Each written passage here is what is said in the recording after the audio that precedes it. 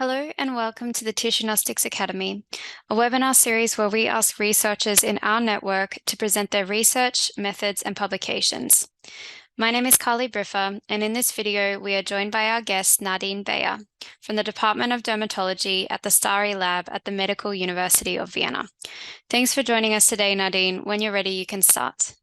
So hello everyone and welcome to this Tissue-Gnostics webinar about disturbances in microbial skin recolonization and the cutaneous immune responses following a stem cell transplantation. This is a recent publication from the STARI Lab and was published in Leukemia at the end of last year, and if you want to know more details about this research, please feel free to check out the paper which is linked here below.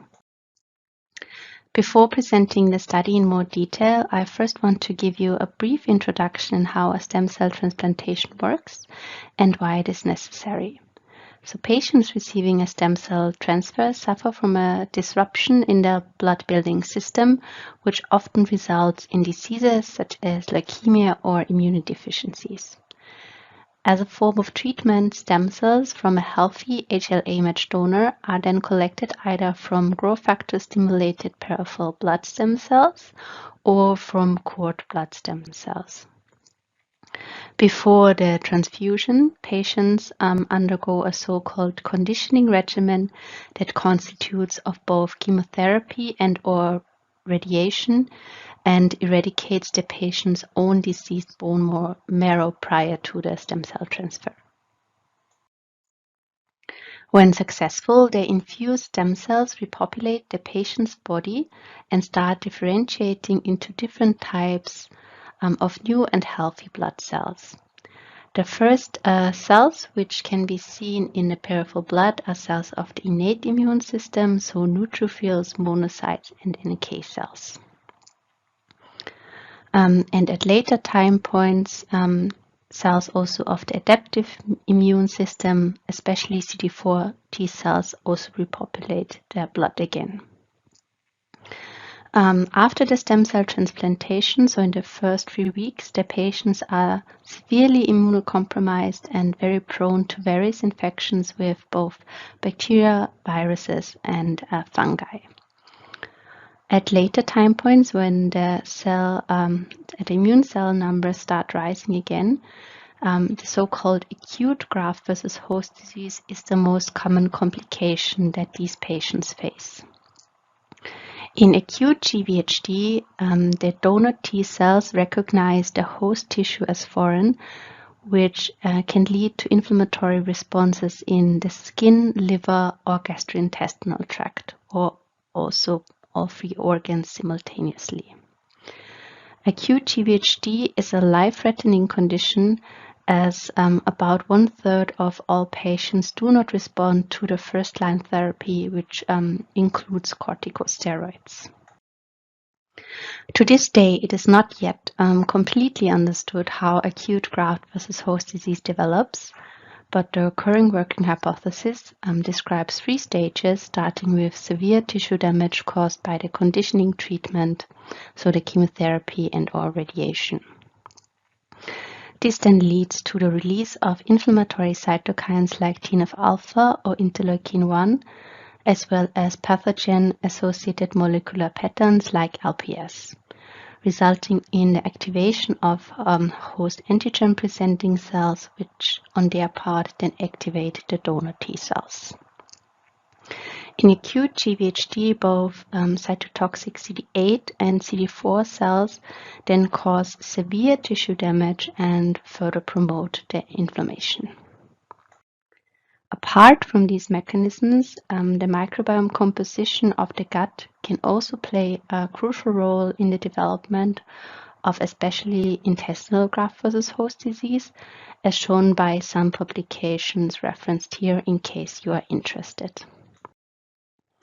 However, for other organs affected by acute GvHD, the role of the local microbiome is completely unknown, especially for the skin, as it is the most common form of acute GvHD and also often the presenting sign of the disease.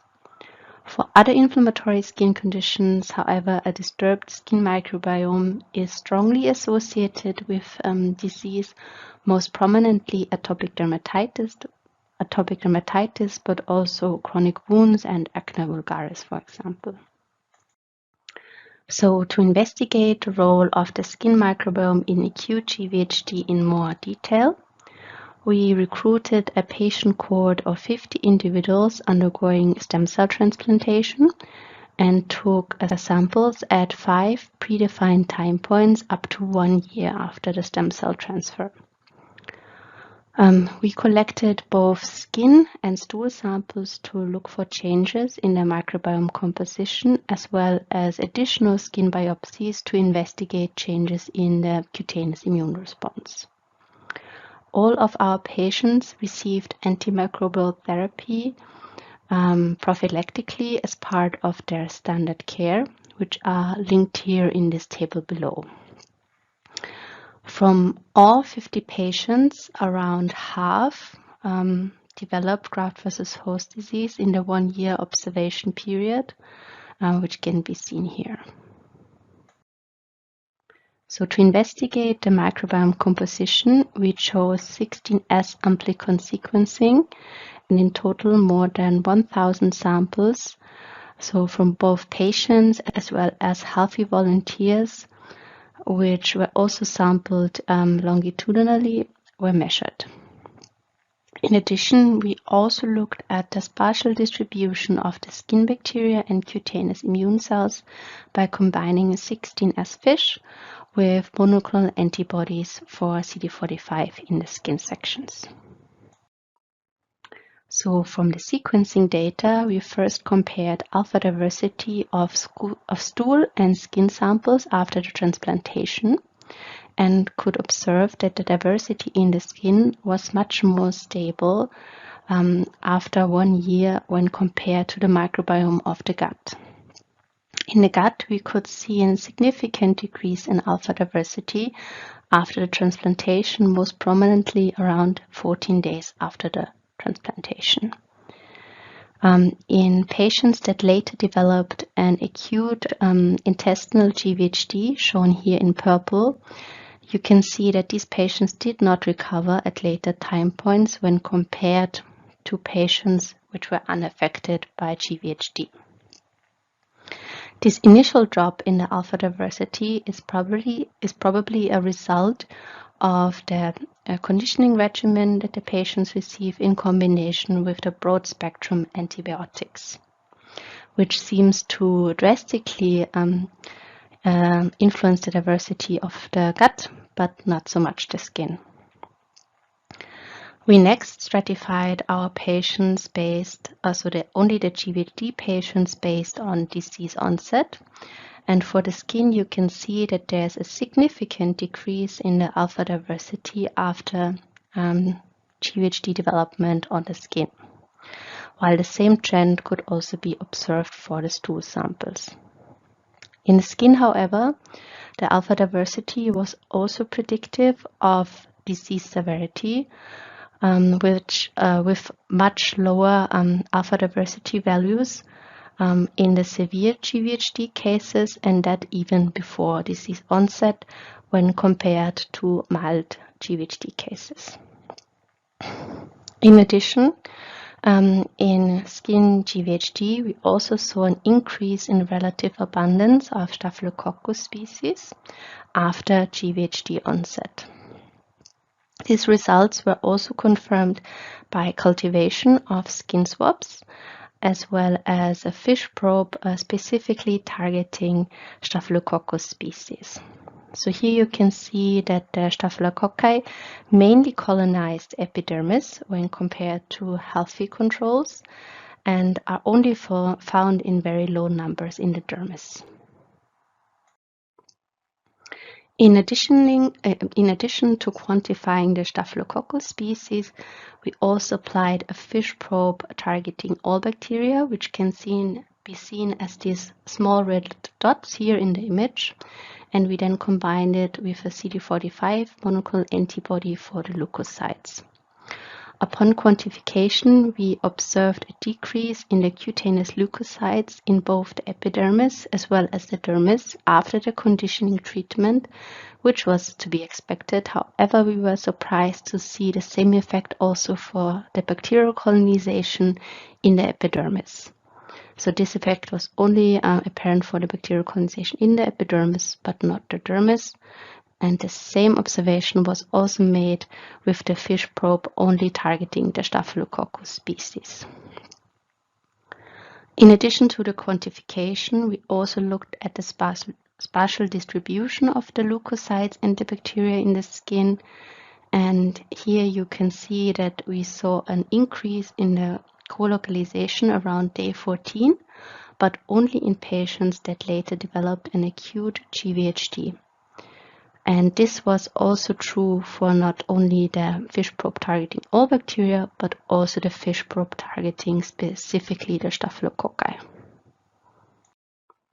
This colocalization score was established in collaboration with Robert Nicker from Tissuegnostics and was calculated using an adapted formula from the spatial arrangement analysis function used in the DIME software, which is linked here below.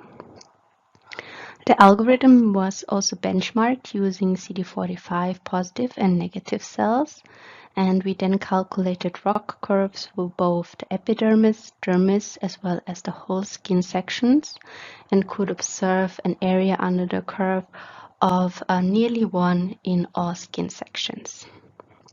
So if you're interested in trying out this colocalization score with your own data, you can download the Python script as well as a short description on how to use it here for free. So in addition to the 16S sequencing and FISH, we also performed whole genome sequencing for selected Staphylococcus species isolated from GvHD patients only to figure out if we could identify differences between species isolated from the lesion versus the non-lesional skin. In addition, we also performed co-cultivation experiments with the same strains, with on the one hand primary human keratinocytes as well as PBMCs to screen for differences in their pro-inflammatory potential. Finally, we also performed bulk RNA sequencing of both T cells and mononuclear phagocytes isolated from 45 skin biopsies to look at functional differences in the cutaneous immune cells and the influence of the transplantation. So with the whole genome sequencing of the Staphylococcus epidermidis isolates, we could see that around 2/3 of the genes were actually shared between all isolates, while most differences were found in between the patients. Only a few genes were unique to the lesional and non-lesional skin sites. Co-cultivation experiments of the same Staphylococcus epidermis strains with primary human keratinocytes as well as peripheral blood monocytes confirmed this observation, showing no differences in the regulation of antimicrobial peptides, shown here in the top panel, as well as different inflammatory cytokines shown in the lower panel between the non-lesional and lesional strains. And finally, transcriptomic analysis of the cutaneous immune cells revealed the highest number of differentially regulated genes around the day of transplantation and day 14 in both mononuclear phagocytes as well as T cells.